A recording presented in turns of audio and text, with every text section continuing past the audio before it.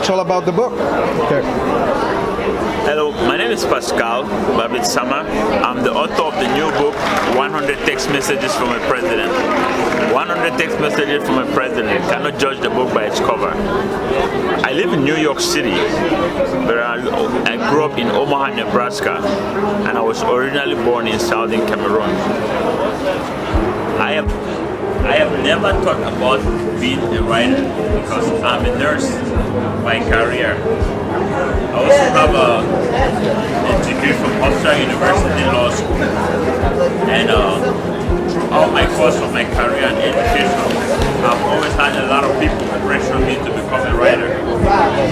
When I go to work and I write my reports, in every job that I have, I notice that my bosses and supervisors, they always come to me and pressure me to write, to go and write a book.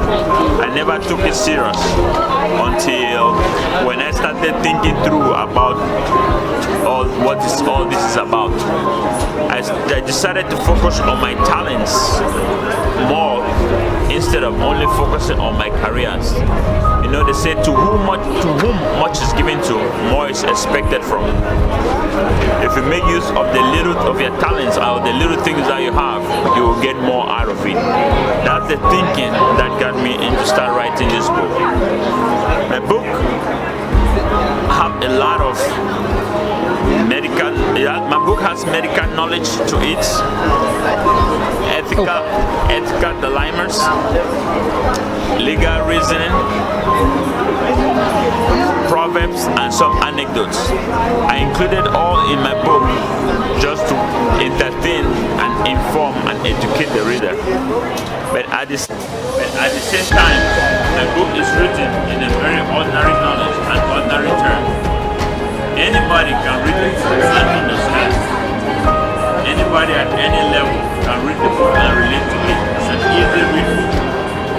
I encourage you to get the book at Amazon.com, BarnesandNoble.com, AuthorHouse.com, or www.100textmessagesfromapresident.com. www.100textmessagesfromapresident.com.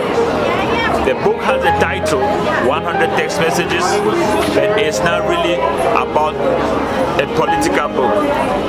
My book speaks to the nature of humanity, and if you really know what we want, read it, it will change your life, and I hope it really does change your life. Thank you for watching. 100 Text Messages from the President.com. Thank you. Hi, I'm James Lincoln, the publisher, the author of this Believe, Believe, Believe. I am retired from the United States Air Force after 22 years in the Air Force, where I saw a lot of things and went a lot of places. Some places were like Okinawa, Korea, Japan, Hawaii. My book, Believe, Believe, Believe, is about the love of the Lord Jesus Christ and the Father God. It's about His love and how He loves each and every one of us, that we are special to Him, no matter who we are, what race we claim to be. We are in the human race. We're not separate, even though we have different nationalities, but to the Father God, we all are one. And that's what this book talks about. This book will take you whatever level you're at right now with the Lord Jesus Christ. It will take you to another level. If you don't have a level, I guarantee you that it'll push you to a level in a relationship with Jesus. And in getting closer to Him, to the Lord, to Him, you will find that your purpose and your place and your plan for being on this earth will be revealed in this book. This book will take you to another level, I guarantee it. So, this is how you can get this book. You can get it from Maple Leaf Publishing Industry. You can get it from Xavier.com. You can get it from Barman Knows. You can get it from Amazon.com. You can get it from www.jameslink.com. And you can also get this book from Westwood Book Publishing Industry.com. Get it. It's not an expensive book. I guarantee it if you'll get it, because you're looking at a book that will be in one day a bestseller around this world. Hi, my name is Veronica, and I'm representing the author of The Lost African American. His name is Dr. Maurice F. Scott, and I was actually one of the people who helped him in publishing and writing his book. I also am responsible for drawing the cover on the front. And they say that a picture is worth 1,000 words, and most importantly, you have to read what's inside to understand the significance of why this book is so important. And these series of books written by Dr. Scott are absolutely groundbreaking. So this is the third book in the installment of Dr. Scott's series on African American, Negro, and Black history. It's not just an American thing, it's a human thing. They say history is his story, so no one can tell the story of a certain people except for someone from that group of people. And Dr. Scott, in actuality, is African. He is 88% African, according to his DNA, and primarily from Nigeria. So if anyone is qualified to tell the story of the journey of the African, it's Dr. Scott. And not just Africa, our contributions as a people to America, but to the world, to all of humanity. Our culture is being studied all around the world. Our music, our poetry, our literature, our talent. We're looked upon as a people of African descent, but also as a people of music. People study our religious aspects. They study how we worship. People sing our songs. I had the pleasure of seeing a Korean church singing True Praise, and they sounded so beautiful. A song that was written by an African American author named Edward Hawkins. And so our contributions as a people to society, to America, to North America, to the world are very important. Our story deserves to be told just as much as anyone else's. You have to read Dr. Scott's third installment of his series written on the African, the American, as well as the Negro, God behind the scenes, as well as the lost African American. If I could make a suggestion, I'd start with reading The Lost African American first. It's a great guide into the other two books that Dr. Scott has written. God, Black the Odyssey, God and Human Suffering, as well as God Behind the Scenes, From Niggas to African Americans, Negro History. It helps you have a synopsis of what you'll be expecting from the other two books. Also helps you to pinpoint the information and give you an understanding, an in-depth look into what Dr. Scott is saying and to what he is bringing forward. Dr. Scott simply wishes to inform those of not only African descent or those of American descent, but those around the world who really do not know the contributions or the historical context of those of African descent or Negroes in America. These books will help you understand our history. And as history is his story, no one can tell the story of the Negro or the African American except an African American himself.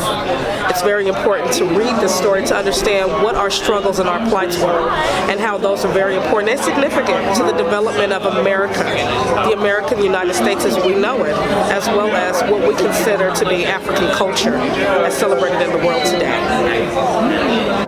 So, if you want to know the truth, this is where you start. The Lost African American, written by Dr. Maurice F. Scott. It's groundbreaking. It's prolific. You'll want to get a copy of this.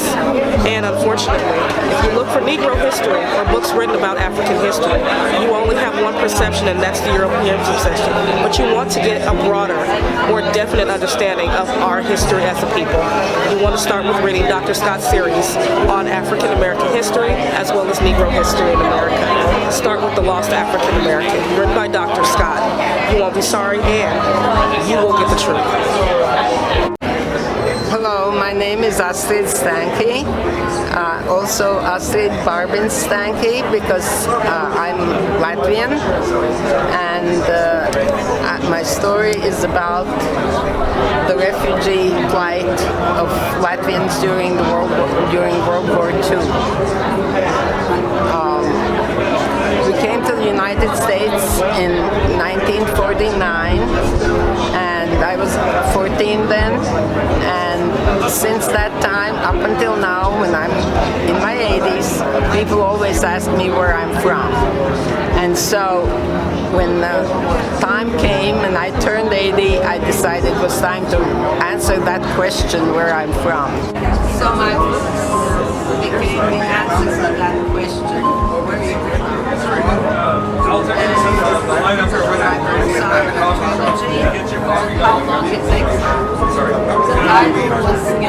The title was given to me by a poet who also struggled with that same question.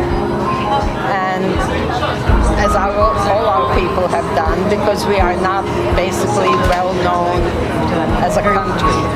That was taken over by the Soviet Union in 1940, and then the Iron Curtain fell on them in 1945 after World War II. Oh, in my particular experience, our family had only 2 hours to get out of our country, out of our home, and we lost everything. We left everything and embarked on a horse and wagon-drawn caravan into Germany, where we survived in a refugee settlement until 1949 and came to the United States then. After that, it's pretty much the ordinary refugee or immigrant story, getting adjusted and so on. People kept telling us to forget our language, forget everything. We could not forget. So my story became rather long from the standpoint of a woman who in her later life flashes back to the experience that happened to her when she was little. It's not an autobiographical story, but things that happen in places that are described in my book are genuine. I've been there. I made my heroine, Milda, a little bit older than I am, so she could go through the growing up process in Germany. So one book is about. Book one covers the story of Milda as she's at a song and dance festival, and full of Latvian people who celebrate have these festivals quite often to keep their ethnicity alive. And so she goes back to that experience. And then book two covers the exact war experience. And book three takes her back home. So the title, How Long is Exile, goes on. The exile feeling, the feeling of being a foreigner, and yet living a very normal family life in the United States. I have the two sisters who are separated by the war, reunited in book three, and after 50 years coming together again, finding that they are really very different people and strangers, that you really cannot go back. And that exile that was physical has become an internal exile, and she can't get over that, because once she goes back to her home country, that country has changed, the people have changed, everything's gone, and she feels again strange, and people again ask her, where are you from? Much of what's in the books, in other two books, is my experience when I went back in 1977 to Latvia, which was very much locked into the Iron Curtain, and communication was very difficult and restricted. And people told me stories about their exile times in Siberia. I had a brother who spent 8 years in Siberia, and so I put these stories also in the books. I could not tell them directly directly write in the newspaper because that would have been too dangerous for the people living there. So I had to wait until actually the Iron Curtain came down and then tell the story as it is. It's honestly told. So the books have been well received, and they are different from other memoirs. It's because they're not a memoir. They are kind of an American novel that I learned in my writing classes, and encouraged by by professors and so on to write a novel. And that's about all. The number 3, as you know, is a significant number in every culture. And so the heroine goes through 3 countries, basically 3 languages, 3 stages in life, with flashbacks and different manner of flashbacks, letters and things like that. So to the reception of my book, I would just like to read a couple comments that people have made. Thank you for your books. I will share the information about them with my friends, Americans and Latvians. Also, I finished the first book. It's written with your heart's blood. Is this about you? Are you the same? Asked my cousin-in-law, because it sounds just like it was about her. And then one person wrote, I want to tell you how much I love the trilogy precisely because it is full of eloquent questioning and speaking into the space of silence. And then there are more. But that's enough.